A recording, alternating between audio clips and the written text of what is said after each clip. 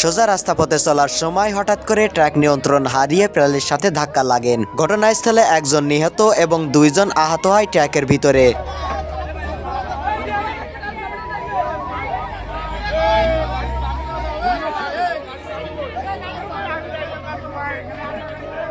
তবে ড্রাইভার ভিতরে আটকে যাওয়ার কারণে স্থানীয় জনসাধারণের ড্রাইভারকে গাড়ির ভিতর থেকে উদ্ধার করার চেষ্টা করছে। আর এভাবেই টানা 10 থেকে 20 মিনিট তাকে উদ্ধার করার চেষ্টা চালিয়ে যেতেছে। ঘটনাস্থলের সঙ্গে সঙ্গে ফায়ার সার্ভিসের ঘটনাকে জানানো হয়।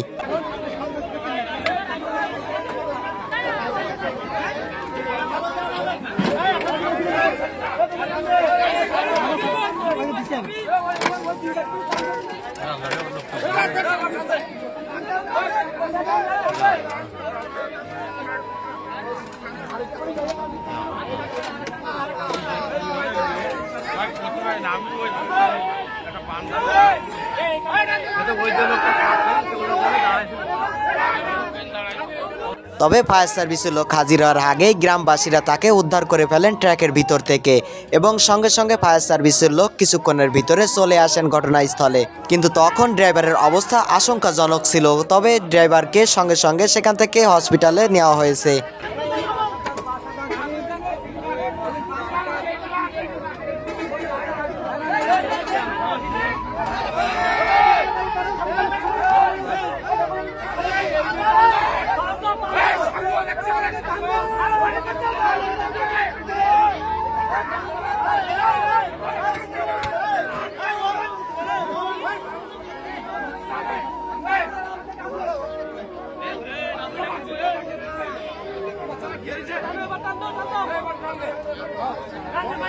এই মারাত্মক ঘটনাটা ঘটে যশোরের একটি লোকাল রোডে, যেখান দিয়ে ট্রাক চলাচল করে এবং নিয়ন্ত্রণ হারানোর পরে সে একটি স্কুলের পিলারে এসে ধাক্কা মারে।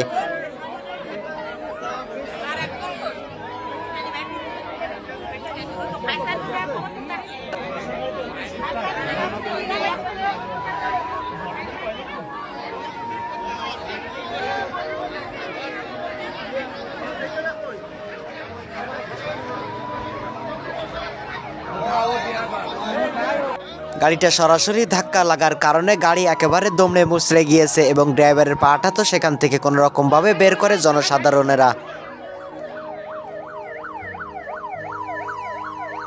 ঘটনাস্থলে ঘণ্টাখানেকের ভিতরে ফায়ার সার্ভিস লোক উদ্ধার করতে চলে আসে, কিন্তু ততক্ষণে জনসাধারণরা তাকে সেখান থেকে বের করে ফেলে এবং সঙ্গে সঙ্গে অ্যাম্বুলেন্সে তাকে হস্তান্তর করে।